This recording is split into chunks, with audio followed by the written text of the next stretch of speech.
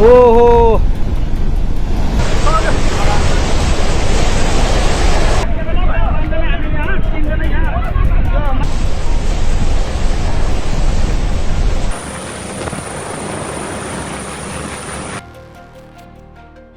Imagine standing in a Himalayan valley when suddenly the mountain itself begins to move. Not just water, ice, rock, mud, trees, and tons upon tons of earth rushing downhill like a tsunami. That is what happened in Nepal.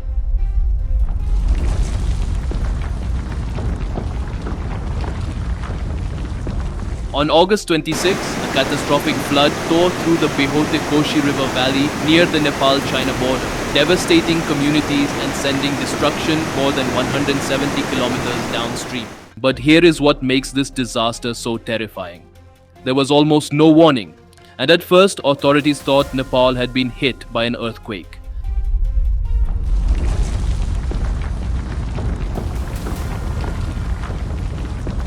But the real story was even more extraordinary. It began high in the Himalayas. At around 8:37 in the morning, seismic instruments detected a powerful signal. It looked like an earthquake, but according to the US Geological Survey, there was no conventional earthquake causing this disaster. The signal came from something moving across the mountain, a massive collapse of ice and rock. Imagine a huge section of a glacier suddenly breaking apart. That collapsing ice slammed into the mountainside, dragging rock and soil with it. And then gravity took over. The debris accelerated downhill. As it entered the river system, it began gathering more and more material. Water, mud, boulders, trees, and shattered earth. What started high on the mountain became a gigantic moving wall of destruction. By the time it reached the valley below, witnesses were seeing something that looked less like a normal flood and more like a tsunami made of dirt. Early estimates suggested the debris wave may have reached around 30 meters high, and it didn't stop.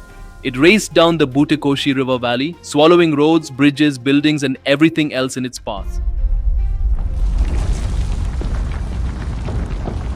At the Girong border crossing, the destruction was enormous. Villages were devastated, people were swept away, and the disaster crossed an international border, affecting both Nepal and Tibet.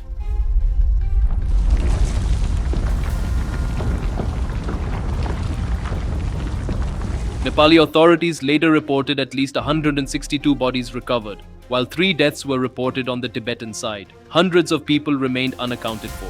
Among those missing were hundreds of tourists and foreign nationals, including Americans, Australians, Canadians, and others.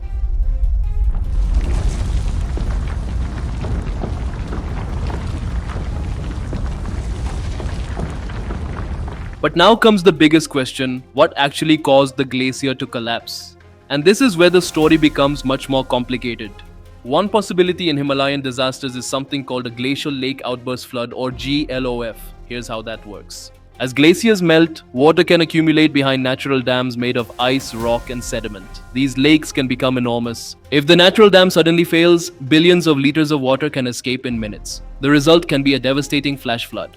Nepal has experienced this type of disaster before, but early satellite analysis suggests this was probably not a classic glacial lake outburst flood. Instead, evidence points toward a direct collapse involving the glacier itself. In other words, the ice didn't simply release a lake. The glacier appears to have helped trigger the landslide, and that distinction matters, because the Himalayas are changing.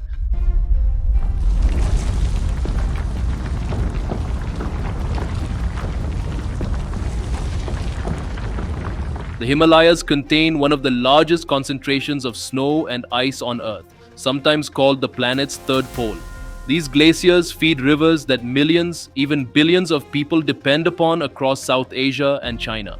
But rising temperatures are changing these mountains. Glaciers are retreating, ice is melting, and something else is becoming increasingly important: permafrost. Think of permafrost as the frozen glue holding parts of a mountain together. It is rock, soil, and ice that has remained frozen for years, sometimes centuries. When temperatures rise, that frozen material can begin to thaw. And when the ice inside a steep mountain slope disappears, the slope can become weaker. Rocks that were once locked together can begin shifting. Cracks can widen, and enormous masses of unstable material can suddenly give way. But there is an important warning here. Scientists cannot simply say, climate change caused this disaster? Not yet.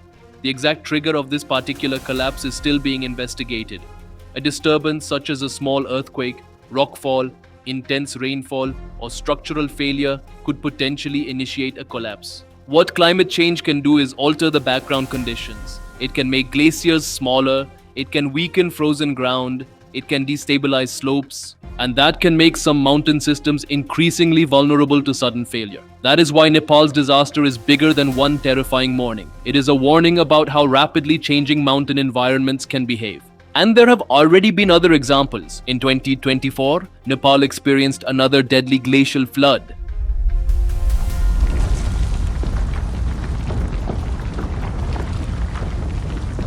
In Switzerland, a collapsing glacier recently destroyed the village of Platen. But Switzerland also demonstrated something Nepal desperately needs: early warning.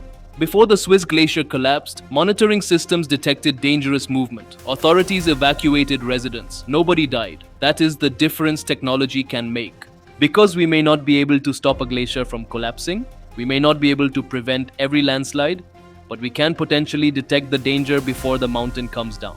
Sensors can monitor river levels. Seismic instruments can detect unusual ground movement. Satellite imagery can track glaciers and unstable slopes. Warning systems can then send alerts to communities downstream. The challenge is enormous. Nepal is a mountainous developing country, and installing and maintaining these systems across remote valleys requires money, technology, and constant monitoring. But funding is beginning to move in that direction. The Green Climate Fund has supported efforts to improve monitoring and early warning capabilities in Nepal, and that investment could ultimately save lives. Because there is another uncomfortable reality behind this disaster. The same glaciers that can unleash terrifying floods are also lifelines. They feed rivers, they provide water, they sustain agriculture, ecosystems, and communities across an enormous part of Asia. In the short term, accelerated melting can increase water and flood risks. But as glaciers continue shrinking, their contribution to rivers can eventually decline. That means the Himalayan region faces a double threat: too much water, and eventually, potentially, too little. So what caused Nepal's horror? The immediate disaster appears to have been a catastrophic chain reaction. A glacier collapse, triggering a massive landslide, which mixed with water, rock, mud, and debris, creating a gigantic flash flood that then accelerated through the Botekoshi Valley. The precise trigger is still being investigated, but the conditions surrounding these mountains are changing, and that may be the most important part of this story. Because on that morning, Nepal did not simply experience a flood. It witnessed what happens when an ancient frozen landscape suddenly loses its stability. A mountain collapsed, a river became a weapon, and within minutes, a wall of ice, dirt, and water traveled through a valley where people had almost no time to react. The Himalayas have always been dangerous, but as the climate warms, scientists are asking a frightening question. Are some of these mountains becoming more unstable than the communities living beneath them can afford to ignore? Nepal's answer came on August 26, and it arrived as a tsunami made of dirt.